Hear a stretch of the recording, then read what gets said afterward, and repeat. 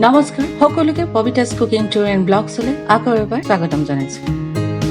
যদিও শনিবাৰে মই আপোনালোকৰ ওচৰলৈ ৰেচিপি লৈ আহোঁ, আজি ভাবিলো ৰেচিপিৰ লগতে মই আপোনালোকৰ ওচৰলৈ অল ইণ্ডিয়া লিমিটেডে 3 দিনীয়া কাৰ্যসূচীৰ আয়োজন কৰা বিহু মেলাৰ কিছুমান মুহূৰ্ত আপোনালোকক দেখুৱাও। সেই বুলি আজি মই ৰেচিপিৰ লগতে আপোনালোকৰ ওচৰলৈ বিহু মেলাৰ কিছুমান মুহূৰ্ত লৈ আহিছো। আশা কৰোঁ আপোনালোকে ভিডিঅ'টো চাই নিশ্চয় ভাল পাব। আৰু সেই বুলি অল ইণ্ডিয়া লিমিটেডৰ বিহুখনত এইবাৰ বিহুৰ আয়োজন কেনেদৰে চলিছে চোৱাৰ লগতে কিবা যদি আৰম্ভ হ'ল তাকো অলপ চাই আহিম বুলি ওলাই গৈছিলো। কিন্তু বিহু মেলা গৈ পাই দেখিলো তাত কোনো ধৰণৰ অনুষ্ঠান আৰম্ভ হোৱা নাছিল, যিহেতু আগদিনাৰ বহুত পলম হোৱাৰ বাবে অনুষ্ঠানবোৰ আৰম্ভ হোৱাত অলপ পলম হৈছিল। সেইবাবে বেছি সময় বিহুতলিতে নাথাকি কমিটিৰ সম্পাদক আৰু সদস্যসকলৰ লগতে অলপ কথা বতৰা পাতো বুলি ভাবিলো। কমিটিৰ লগতে সদস্য সকলোবোৰ বহুত ব্যস্ততাৰ মাজত আৰু অল ইণ্ডিয়া লিমিটেডৰ বিহুৰ আয়োজনৰ মঞ্চখন এনেদৰে তৈয়াৰ কৰা হৈছিল। নমস্কাৰ, আজি মই আকৌ বিহুতলিত আছো। আপোনালোকে ভাবিছে নিশ্চয় মই বিহুতলিত কি কৰি আছো, বাৰে বাৰে আপোনালোকৰ ভিডিঅ'বিলাকত বিহুৰ তলিলৈ লৈ আহিছো। আৰম্ভবোৰ মই বিহুতলিৰ পৰা কৰা হৈছে। আজি আমাৰ ইয়াত আকৌ বিহু হৈ আছে, আমাৰ অল ইণ্ডিয়া যিখন বিহু। অৱশ্যে মই ভালকৈ ষ্টাৰ্টিঙৰ পৰা কভাৰ কৰিব নোৱাৰিলো, মই অলপ কামৰ বাবে আৰু আমাৰ ঘৰতো অলপ অসুবিধা হোৱাৰ বাবে। মই আজি অলপ সময়ৰ কাৰণে আহিছো আপোনালোককো আমাৰ অল বিহুখন কেনেদৰে এৰেঞ্জ কৰিছে তাকে দেখাওঁ বুলি। মোৰ পিছফালে দেখিছে বিহুতলিখন এনেদৰে এৰেঞ্জ কৰা হৈছে, কিন্তু এতিয়ালৈকে একো প্ৰগ্ৰাম ষ্টাৰ্ট হোৱা নাই। ষ্টেজত এতিয়ালৈকে একো প্ৰগ্ৰাম হোৱা নাই, যিহেতু প্ৰথম দিনা ৰাতিপুৱা প্ৰগ্ৰাম, আজি ৰাতিপুৱা 3টা বজাত প্ৰগ্ৰাম শেষ হৈছে। সেইকাৰণে এতিয়ালৈকে মানুহবিলাক আহি আছে, কমিটি মানুহবোৰ লাহে লাহে গোট খাইছে, একো আৰম্ভ হোৱা নাই।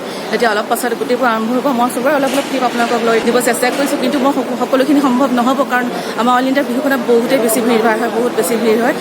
ইয়াত কথা কোৱাটো বাদেই কেমেৰা অলপ ভিডিঅ' হয়, মই এইটো ল'ব পাৰোঁ, অলপ আপোনালোকক দেখুৱাবলৈ চেষ্টা কৰিম, কিন্তু সম্পূৰ্ণকৈ আপোনাক গোটেই ব্লগটোতে মই ভিডিঅ'টো বা বিহুখন দেখাব নোৱাৰিব পাৰোঁ। আৰু আপোনালোকে আশা কৰিম ব্লগটো চাই ভাল পাব। আৰু লগতে মই এটা ৰেচিপিও লৈ আহিম আপোনালোকৰ ওচৰত। কি ৰেচিপি এতিয়া নকওঁ, কিন্তু আৰু আপোনালোকে সম্পূৰ্ণ ভিডিঅ'টো চাই থাকক, চাই নিশ্চয় ভাল পাব। আৰু চাই ভাল পালে জানে সদায় কৈ হয় একেখিনি কথাই, লাইক কৰিবলৈ, কমেণ্ট কৰিবলৈ, শ্বেয়াৰ কৰিব নাপাহৰিব। আৰু যিসকলে এতিয়াও ছাবস্ক্ৰাইব কৰা নাই তেওঁলোকে নিশ্চয় ছাবস্ক্ৰাইব কৰিব। এতিয়ালৈকে কমিটিৰ মানুহটো সকলো পোৱা নাই, যিহেতু ৰাতিপুৱা মোৰ ঘৰ, আপোনালোকক আগতেও মই ভিডিঅ'বিলাকত কৈছোঁ, মোৰ ঘৰ একদম নিচেই কাষত বিহুতলি। আজি ৰাতিপুৱা 3টা বজাত মাইক বন্ধ হৈছে, প্ৰগ্ৰাম শেষ হৈছে, সেইকাৰণে এতিয়া সকলো আহি পোৱাহি নাই। আমাৰ বহুতে পুৰণা আৰু ঘৰুৱা হয় ৰীণা বাইদেউ, আমাৰ চাগে আগতে বহুত ফটোত বা এনেকৈ দেখিছে। আৰু সেয়া কল্পনা বাইদেউ বহি আছে সকলো। মই ৰীণা বাইদেউকে সুধিব লৈছোঁ, কালি কেনেকুৱা হ'ল প্ৰগ্ৰাম ষ্টাৰ্ট? কালি এনেই প্ৰগ্ৰামটো ভালেই গৈছে, বহুত ভাল হৈছে, শৃংখলাবদ্ধভাৱেও হৈছে। কম্পিটিটৰো কালি বহুত স্থাপনা এইবাৰ হায়েষ্ট আছে, 9গৰাকী আছে। তাৰে ভিতৰত মানে আৰু কেইটামান আমি দেখিছোঁ, মানে নতুন কেইটামান আইটেম এইবাৰ ইণ্ট্ৰডিউচ কৰিছে। ছাপ'জ যেনেকৈ বাঁহী পিঠা, এইবিলাক আমি কেতিয়াও দেখা নাই। জাপি পিঠা, মুৰা পিঠা, মাকু পিঠা, সেইবিলাক নতুন এইবাৰ এড হৈছে। সেইকাৰণে ভাল লাগিলে মানে চাই, আৰু আহি ভালো লাগে। মই এবাৰ আহিছোঁ বিহুতলিৰে। আমাৰ অৱশ্যে কমিটি চেঞ্জ হৈ থাকিলে আমাৰ বিচাৰকবিলাকেও চেঞ্জ হৈ থাকে, এতিয়া ভাল লাগে আহি পিনে, কাৰণ অৱশ্যে প্ৰাইজ মানে বহুত বেছি দিয়া হয়। যোৱাবাৰ ফাৰ্ষ্ট প্ৰাইজ সিমানে আছিলে, কিন্তু প্ৰাইজৰ কোৱান্টিটিটো বঢ়াই ধৰক মানে 3টা ঠাইত 5টা কৰিছে এবাৰ, সেইকাৰণে আচলতে কম্পিটিটৰ বেছি হৈছে। আজি কি নহওক, আপোনালোকে ইয়াত গৈ আছে অৱশ্যে চব সদস্য মেম্বাৰ। ৰীণা বাইদেউ ৰিটায়াৰ হ'লেও এতিয়াও ইয়াত অলপ বিহুত লাগি থাকে, আহি থাকে। কম্পিটিশ্যন বিভাগত কালচাৰ আপোনালোকক লগ পাই ভাল লাগিলে, অকণমান লগ পাই ভাল লাগিলে। আৰু আমি ৰীণা বাইদেউ লগ পাই থাকোঁ, মোক এতিয়া কৈছে লগ পাই ভাল লাগিলে। আচলতে বহুত দিনৰ মূৰত পাইছে, আমাৰ কৰোণাৰ পিছৰ পৰা তেনেকৈ ইমান লগ পোৱা হোৱা নাই। এতিয়া বহুতে মই লগ পাইছোঁ। চাওঁ এতিয়া ছেক্ৰেটাৰী আছে বুলি শুনিছোঁ, সভাপতিটো নাই। ছেক্ৰেটাৰীৰ লগত অকণ পাতি লওঁ, তাৰপিছত ময়ো ঘৰলৈ ঘূৰি গুচি যাম। ইয়াত একো এতিয়া আৰম্ভ হোৱা নাই, অলপ পিছত আপোনালোকক আকৌ লগ পাই আছোঁ। সকলোৰে লগত অলপ কথা বতৰা পাতি সম্পাদকৰ লগতো এষাৰ দুষাৰ কিবা পাতো বুলি অফিচ ৰুমৰ ফালে আগুৱাই গলো। এই আমাৰ ছেক্ৰেটাৰী ৰমেন, আৰু এইফালে কোষাধ্যক্ষ কেচিয়াৰ মানে, আৰু এওঁলোক ব্যস্ত হৈ আছে এতিয়া লিখা মেলাত। এতিয়ালৈকে সুন্দৰভাৱে গৈ আছে। প্ৰথম দিনা কাৰ্যসূচী, বৰ্ণাঢ্য কাৰ্যসূচী, প্ৰথম ধৰক চৰিত্ৰপণৰ পৰা আদি কৰি এতিয়ালৈকে যোৱাকালি ৰাতিলৈকে যিকেইটা অনুষ্ঠান হৈছে, দুটা অনুষ্ঠানৰ পৰা আদি কৰি সুন্দৰভাৱে গৈ আছে। ৰাইজৰ সহায় সহযোগিতা, দুলীয়াজানবাসী ৰাইজ, অইল ইণ্ডিয়া বিষয়া কৰ্মসূচী বা সুন্দৰভাৱে এতিয়ালৈকে পৰিচালনা, সুন্দৰভাৱে এতিয়ালৈকে বিহুখন গৈ আছে। আশা কৰোঁ অনাগত দিনকেইটাও যাতে সুন্দৰভাৱে আপোনালোকৰ সহায় সহযোগত আমি আগবাঢ়ি যাব পাৰোঁ। Thank you. মই তোমালোকক অকণমান সময় ল'লোঁ। ধন্যবাদ।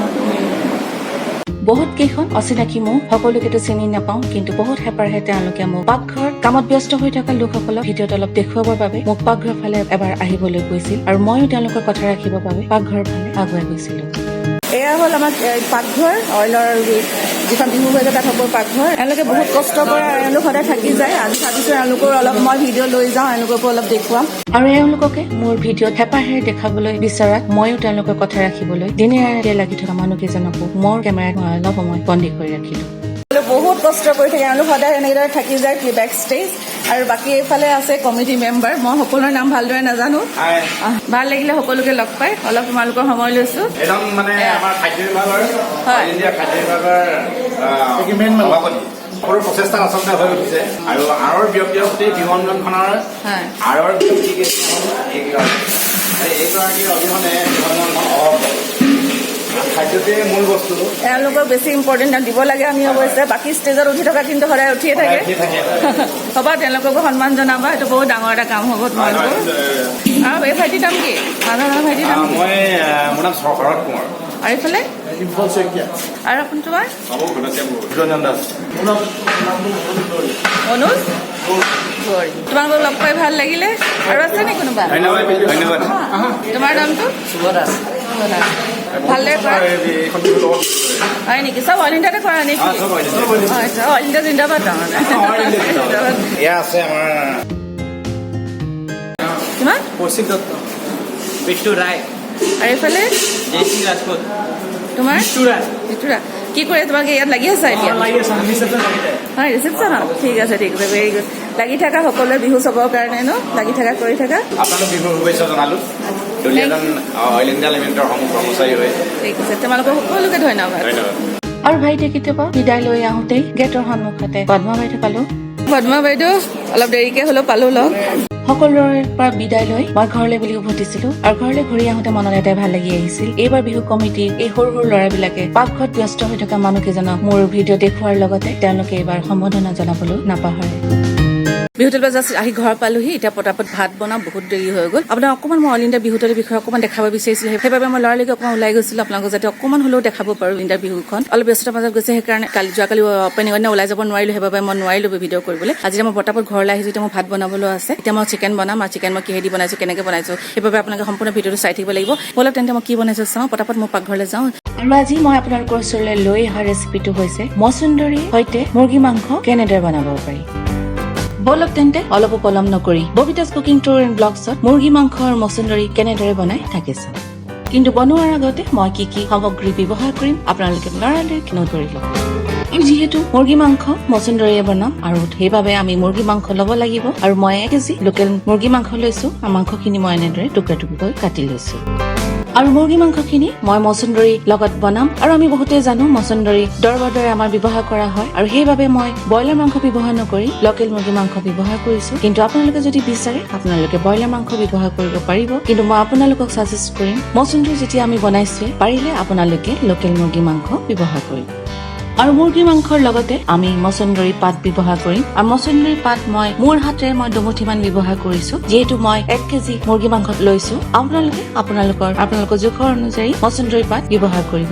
হয়তো আপোনালোক বহুতে জানিব পাৰে তথাপিতো মই কৈ থওঁ বহুত বেছিও মচুন্দৰী পাত আপোনালোকে ব্যৱহাৰ নকৰিব গোন্ধৰ লগতে মচুন্দৰী পাত অলপ বেছি হলে খাবলৈ হয়তো আপোনালোকে নিজেও অলপ দিগদাৰ পাব পাৰে আৰু আপোনালোকে ভিডিঅ'টো নিশ্চয় মন কৰিছে মই পাতখিনি এনেদৰে ঠাৰি এৰুৱাই লৈছো আৰু ভালদৰে ধুই ৰেডি কৰি লৈছো মুৰ্গী মাংস আৰু মচুন্দৰী পাতৰ লগতে আমাক বিলাহী লাগিব আৰু মই বিলাহী 3টা মজলীয়া সাইজৰ ব্যৱহাৰ কৰিছো আৰু এনেদৰে টুকুৰা টুকুৰ কৰি কাটি লৈছো কিন্তু এইখিনিতে আপোনালোকক আৰু এটা কথা জনাই থওঁ বিলাহীখিনি যিমান পকা হ'ব সিমানে আমাৰ মাংসৰ জোলৰ ৰংটো ভাল হ'ব সেইবাবে আপোনালোকে যিমান পাৰে পকা বিলাহী ব্যৱহাৰ কৰিবলৈ চেষ্টা কৰিব আমাক পিঁয়াজো লাগিব আৰু মই পিঁয়াজ 2টা মজলীয়া সাইজৰ ব্যৱহাৰ কৰিছো আৰু পিঁয়াজ কেইটা মই এনেদৰে দীঘলীয়াকৈ কাটি লৈছো আৰু আমাক আদা নহৰু পেষ্টটো লাগিব কিন্তু মই আদা নহৰু আৰু কেঁচা জলকীয়া একেলগে এনেদৰে খুন্দি লৈছো আৰু মই 2 চামুচ আদা নহৰু আৰু কেঁচা জলকীয়া পেষ্ট ব্যৱহাৰ কৰিম আৰু আপোনালোকে ভিডিঅ'টো নিশ্চয় মন কৰিছে মই আদা নহৰু আৰু জলকীয়াখিনি সম্পূৰ্ণ পেষ্টৰ দৰে বনোৱা নাই অলপ খুন্দিহে লৈছো মই অলপ জলকীয়া গুড়ি ব্যৱহাৰ কৰিম যাতে মাংসৰ জোলকণৰ ৰংটো অলপ ভাল হয় কিন্তু মই ব্যৱহাৰ কৰা এই জলকীয়া গুড়িখিনি অকণো জ্বলা নাই আপোনালোকে যদি বিচাৰে আপোনালোকে জ্বলা থকা জলকীয়া গুড়ি ব্যৱহাৰ কৰিব পাৰিব আমাক অলপ হালধি পাউডাৰ লাগিব আৰু লগতে আমাক অলপ নিমখো লাগিব আৰু শেষত আমাক বনাবৰ বাবে অলপ মিঠাতেল লাগিব আৰু শেষত আমাক অলপ কুহুমীয়া গৰম পানীও লাগিব ইতিমধ্যে আপোনালোকে নিশ্চয় গম পাইছে মুৰ্গী মাংস আৰু মচুন্দৰী বহুত কম সামগ্ৰীতে ৰান্ধিব পৰা যায় ব'লক তেন্তে অলপ পলম নকৰি আমি মাংসখিনি বনাবলৈ আৰম্ভ কৰোঁ। মাংসখিনি বনাবৰ বাবে মই এটা কুকাৰ ব্যৱহাৰ কৰিম আৰু কুকাৰটো ইতিমধ্যে মই সদায় কৰি অহা গেছত বহুৱাই থৈছিলো আৰু মোৰ কুকাৰ ইতিমধ্যে গৰম হৈ ৰেডি হৈ আছে। কিন্তু আপোনালোকে যদি বিচাৰে আপোনালোকে কেৰাহীটো মাংসখিনি বনাব পাৰিব। কুকাৰটো সম্পূৰ্ণ ভালদৰে গৰম হোৱাৰ পাছত মই এতিয়া তাত মিঠাতেল ব্যৱহাৰ কৰিম আৰু মিঠাতেল মই এটা কাপৰ জোখাৰে 3 ভাগৰ এভাগ ব্যৱহাৰ কৰিম। তেলখিনি কুকাৰত দিয়াৰ পাছত এতিয়া সম্পূৰ্ণ ভালদৰে গৰম নোহোৱালৈকে অলপ ৰওঁ। কিন্তু এইখিনিতে আপোনালোকে এটা কথা জনাই থওঁ, মুৰ্গী মাংসখিনি বনাবলৈ আপোনালোকে অকল মিঠাতেলে ব্যৱহাৰ কৰিব। তেলখিনি সম্পূৰ্ণ গৰম হোৱাৰ পাছত এতিয়া আমি কাটি লোৱা পিঁয়াজখিনি তেলত দি দিব লাগিব। কিন্তু আপোনালোকে পিঁয়াজ যদি কমকে ব্যৱহাৰ কৰিবলৈ বিচাৰে তেতিয়াহ'লে কমকে ব্যৱহাৰ কৰিব পাৰিব আৰু নতুবা আপোনালোকে যদি টুকুৰা টুকুৰিকৈ কাটি ব্যৱহাৰ কৰোঁ বুলি ভাবে তেতিয়াহ'লে তেনেদৰে ব্যৱহাৰ কৰিব পাৰিব। এতিয়া পিঁয়াজখিনি তেলৰ লগত ভালদৰে মিহলাই লওঁ। কিন্তু পিঁয়াজখিনি আমি সম্পূৰ্ণ ৰঙচুৱা হোৱাকৈ ভাজিব নালাগিব, অলপ কোমল হোৱালৈকেহে আমি ভাজি লওঁ। আৰু পিঁয়াজখিনি মই অলপ মজলীয়া জুইত ভাজি আছিলো আৰু ইতিমধ্যে মোৰ পিঁয়াজখিনি মই বিচৰাৰ দৰে অলপ কোমল হৈ গ'ল। আপোনালোকে ভিডিঅ'টো নিশ্চয় মন কৰিছে। পিঁয়াজখিনি ভাজি অলপ কোমল হোৱাৰ পাছত আমি এতিয়া তাত মাংসখিনি দি দিব লাগিব। এতিয়া মাংসখিনি পিঁয়াজ আৰু তেলৰ লগত ভালদৰে মিহলাই লওঁ। মাংসখিনি এনেদৰে আমি মজলীয়া জুইত 10 মিনিটমান সময়ৰ বাবে ভাজি থাকিব লাগিব। কিন্তু মাজে মাজে লৰাই থাকিবলৈ নাপাহৰিব যাতে মাংসখিনি কুকাৰত লাগি নাযায়। নতুবা মাংসৰ পৰা পানী ওলাই শেষ নোহোৱালৈকে আমি মাংসখিনি এনেদৰে মজলীয়া জুইত ভাজি থাকিব লাগিব। মাংসৰ পানী ওলাই শেষ হোৱাৰ পাছত বা 10 মিনিটমান সময় ভজাৰ পাছত আমি এতিয়া তাত টুকুৰা টুকুৰিকৈ কাটি লোৱা বিলাহীখিনি ব্যৱহাৰ কৰিম আৰু বিলাহীৰ লগতে আমি আদা, নহৰু আৰু কেঁচা জলকীয়া খুন্দি থোৱাখিনি ব্যৱহাৰ কৰিম। এতিয়া সকলোখিনি আকৌ এবাৰ ভালদৰে মিহলাই লওঁ। সকলোখিনি ভালদৰে মিহলাই লোৱাৰ পাছত আমি এতিয়া তাত 1 চামুচ হালধি গুড়া ব্যৱহাৰ কৰিম। তাৰপিছত আমি তাত 1 চামুচ শুকান জলকীয়াৰ গুড়া ব্যৱহাৰ কৰিব লাগিব আৰু লগতে আমি আমাৰ নিজৰ সোৱাদ অনুসৰি আমি অলপ নিমখো ব্যৱহাৰ কৰিম। এতিয়া সকলোখিনি আকৌ এবাৰ ভালদৰে মিহলাই লওঁ। সকলোখিনি ভালদৰে মিহলাই হোৱাৰ পাছত এতিয়া মজলীয়া জুইত আমি মাংসখিনি 10 মিনিটমান সময়ৰ বাবে ভাজি থাকিব লাগিব। নতুবা বিলাহীখিনি সম্পূৰ্ণ গলি নোযোৱালৈকে আমি মাংসখিনি এনেদৰে ভাজি থাকিম। কিন্তু মাজে মাজে লৰাই থাকিবলৈ নাপাহৰিব যাতে মাংসখিনি কুকাৰ তলত লাগি নাযায়, তাৰ বাবে আপোনালোক সাৱধান হ'ব। আপোনালোক হয়তো বহুতে জানেই আমি মাংস যিমানেই ভাজো সিমানে ৰংটো ভাল হয় আৰু ময়ো যিমান দেৰি পাৰো মাংসখিনি ভাজিবলৈ চেষ্টা কৰোঁ। আপোনালোকে ভিডিঅ'টো নিশ্চয় মন কৰিছে, মই মাংসখিনি বহুত সময় ভজাৰ পাছত এনেদৰে বিলাহীখিনি গলি গৈছে আৰু লগতে মাংসৰ এটা ভাল ৰঙো আহিব ধৰিছে। মাংসখিনি বহুত সময় এনেদৰে ভজাৰ পাছত মাংসৰ পৰা যেতিয়া তেল ওলাবলৈ ধৰিব তাৰ পাছৰ সামগ্ৰীখিনি আমি তেতিয়াহে ব্যৱহাৰ কৰিব লাগিব। আৰু আপোনালোকে ভিডিঅ'টো নিশ্চয় মন কৰিছে, মোৰ মাংস পানী ইতিমধ্যে শুকাই গৈছে আৰু লগতে মাংসৰ এটা ভাল ৰঙো ধৰিছে। মাংসখিনি এনেদৰে ভাজি পুনৰ পানীখিনি খোৱাৰ পাছত আমি এতিয়া তাত মচন্দৰী পাতখিনি ব্যৱহাৰ কৰিম। এতিয়া মচন্দৰী পাতখিনি মাংসৰ লগত ভালদৰে মিহলাই লওঁ। যিহেতু মচন্দৰী পাত আমি দৰবৰ দৰে ব্যৱহাৰ কৰোঁ আৰু মচন্দৰী পাতখিনি বহুত সোনকালে গলি যায়, সেইবাবে আমি বহুত সময় ভাজি নাথাকিলেও হ'ব। এইখিনিতে আপোনালোকক আকৌ এবাৰ জনাই থওঁ, আপোনালোকে মচন্দৰী পাত আপোনালোকৰ মাংসৰ জোখৰ অনুসৰিহে ব্যৱহাৰ কৰিব, কাৰণ যদিহে মচন্দৰী পাত মাংসতকৈ অলপ বেছি হয় তেতিয়াহ'লে হয়তো আপোনালোকে খাবলৈ অলপ অসুবিধা পাব পাৰে। 2 মিনিটমান সময় মচন্দৰী পাতখিনি মাংসৰ লগত ভজাৰ পাছত পাতখিনি এনেদৰে অলপ গলি যাব। তাৰপিছত আমি তাত পানী ব্যৱহাৰ কৰিম আৰু পানী মই 2 কাপ কুহুমীয়া গৰম পানী ব্যৱহাৰ কৰিছো। এতিয়া পানীখিনি মাংসৰ লগত ভালদৰে আকৌ এবাৰ লৰাই লওঁ।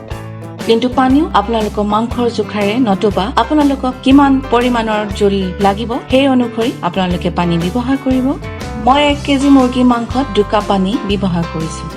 পানীখিনি দিয়াৰ পাছত আমি এতিয়া কুকাৰৰ ঢাকনখন ভালদৰে বন্ধ কৰি ল'ব লাগিব।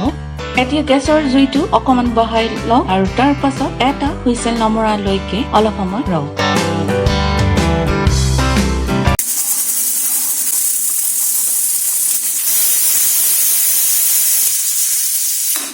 এটা হুইচেল মৰাৰ পাছত আমি এতিয়া গেছটো বন্ধ কৰি দিব লাগিব আৰু সম্পূৰ্ণ গেছটো কুকাৰৰ পৰা নোযোৱালৈকে আমি ৰ'ব লাগিব। কুকাৰৰ পৰা সম্পূৰ্ণ গেছটো যোৱাৰ পাছত আমি কুকাৰৰ ঢাকনখন খুলি লওঁ। কুকাৰৰ ঢাকনখন খোলাৰ পাছত এতিয়া মাংসখিনি এখন হেতাৰে ভালদৰে মিহলাই লওঁ। আপোনালোকে ভিডিঅ'টো নিশ্চয় মন কৰিছে ইতিমধ্যে মছন্দৰীৰ ৰন্ধা মুৰ্গী মাংসখিনি আমাৰ খাবলৈ ৰেডি হৈ গৈছে লগতে মাংসখিনি এটা ভাল ৰঙো ধৰিছে মছন্দৰী আৰু মুৰ্গী মাংসখিনি গৰম গৰম ভাতৰ লগত পৰিবেশন কৰাৰ জুতিয়ে বেলেগ আৰু পৰিবেশন কৰাৰ আগতে আপোনালোকে এটা বাউলত উলিয়াই ৰেডি কৰি লওক আপোনালোকে যদি বিচাৰে পৰিবেশন কৰাৰ আগতে মিহি অলপ ধনিয়া পাত কাটি লৈ সজাই পৰাই ল'ব পাৰিব কিন্তু আমি সকলোৱে জানো মছন্দৰী পাতৰ নিজাববীয়া এটা ভাল গোন্ধ আছে আৰু সেই গোন্ধটো তেনেদৰে থাকিবৰ বাবে মই কোনো ধৰণৰ ধনিয়া পাত ব্যৱহাৰ কৰা নাই কিন্তু আপোনালোকে ইচ্ছা কৰিলে ব্যৱহাৰ কৰিব মছন্দৰী ৰন্ধা এই মুৰ্গী মাংসৰ জোলকণ দৰবৰ দৰে কাম কৰাৰ লগতে খাবলৈ বহুতেই টেষ্টি হয় সহজ আৰু চিম্পল ৰেচিপি লৈ আকৌ আপোনালোকৰ ওচৰলৈ আহিছিলো আশা কৰোঁ আপোনালোকে চাই নিশ্চয় ভাল পাব অহা শনিবাৰে অন্য এটা ৰেচিপি লৈ অহাৰ প্ৰতিশ্ৰুতিৰে আজিলৈ আহিছো সকলো কুশলে থাকক মংগলে থাকক